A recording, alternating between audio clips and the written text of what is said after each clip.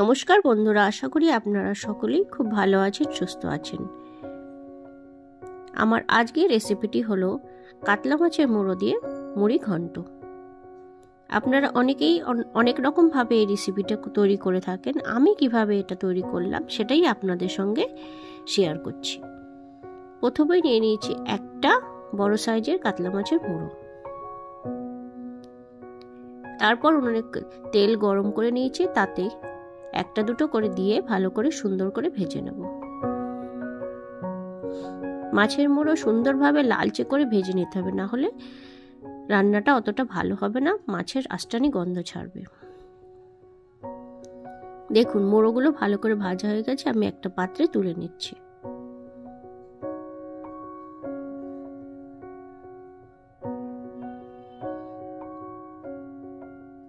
আমার এই রেসিপিটি পুরোপুরি স্কিপ না করে পুরোপুরি দেখবার অনুরোধ রইল, আর ভালো লাগলে অবশ্যই সাবস্ক্রাইব করবেন। এইভাবে আমার সমস্ত মাথাটা ভাজা হয়ে গেছে। এরপর আমি কড়াইতে দিয়ে দিচ্ছি ফোড়নে দুটো তেজপাতা, দুটো শুকনো লঙ্কা। একটু নেড়েচেড়ে নিয়ে তাতে দিয়ে দেব গোটা গরম মশলা। এখানে আছে দারচিনি, এলাচ আর জয়িত্রী। তারপর দিয়ে দিচ্ছি সামান্য গোটা জিরে। সবকিছু ভালো করে নেড়েচেড়ে একটু ভেজে নিতে হবে। তারপর এখানে নিয়ে নিচ্ছি 3টে কাঁচা লঙ্কা আর 1 ইঞ্চি পরিমাণে আদা পেস্ট। তারপর তাতে দিয়ে দিচ্ছি সামান্য পরিমাণে একটু জল দিয়ে 1-2 মিনিট মতো ভালো করে একটু কষিয়ে নিতে হবে। তারপর দিয়ে দেব তাতে সমস্ত গুঁড়ো মশলা। প্রথমে দিয়ে দিলাম হলুদ গুঁড়ো, আর দিয়ে দিচ্ছি ধনে গুঁড়ো।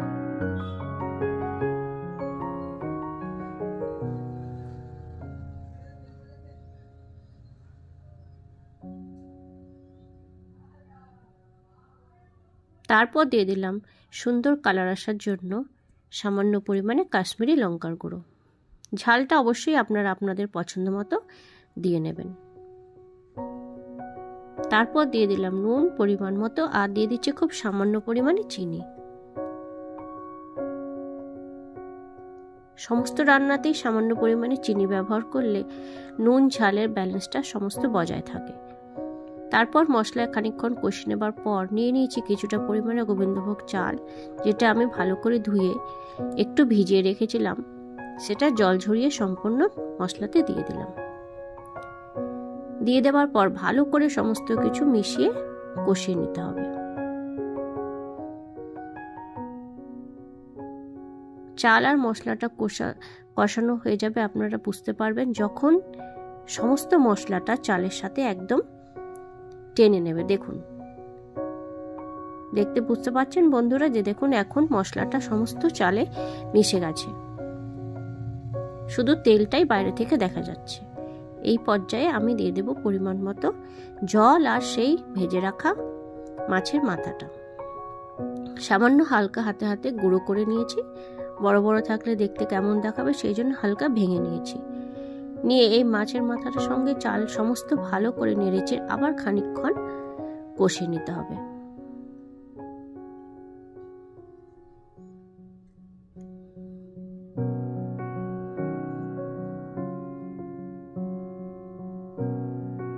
এই পর্যায়ে খুব বেশি কষানো যাবে না, ভালো করে সাবধানে দেখে দেখে কষাতে হবে, না হলে পুড়ে ধরবে। যেহেতু সমস্ত মশলাটাই চালের সাথে টেনে নিয়েছে, সেই জন্য ভালো করে নেড়ে চেড়ে মিশিয়ে নিয়ে একটু কষিয়ে নেবার পর পরিমাণ মতো জল দিয়ে দিতে হবে।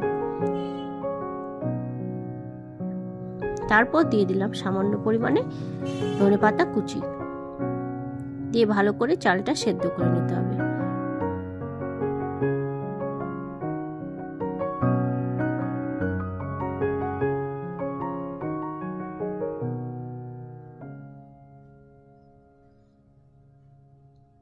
দেখুন চালটা খানিকটা সেদ্ধ হবার পরই আমাদের এটা গ্যাসটা বন্ধ করে নামিয়ে নিতে হবে। দেখুন যখনই চালটা গোটা গোটা থাকবে আর হালকা শক্ত থাকবে তখন এটা হয়ে যাবে।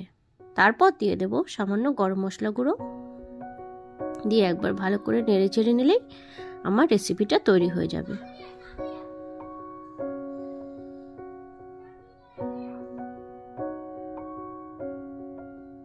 এটা একটু শক্ত সময় বন্ধ করে দিতে হবে, না হলে পরে গরমের থেকে চালটা আরেকটু সেদ্ধ হবে, সেই কারণে একটু আগেই নামিয়ে নিতে হবে। একটু ঠান্ডা হয়ে যাওয়ার পর আমি একটা পাত্রে ঢেলে নিয়েছি। ভালো লাগলে অবশ্যই কমেন্টে জানাবেন। ধন্যবাদ।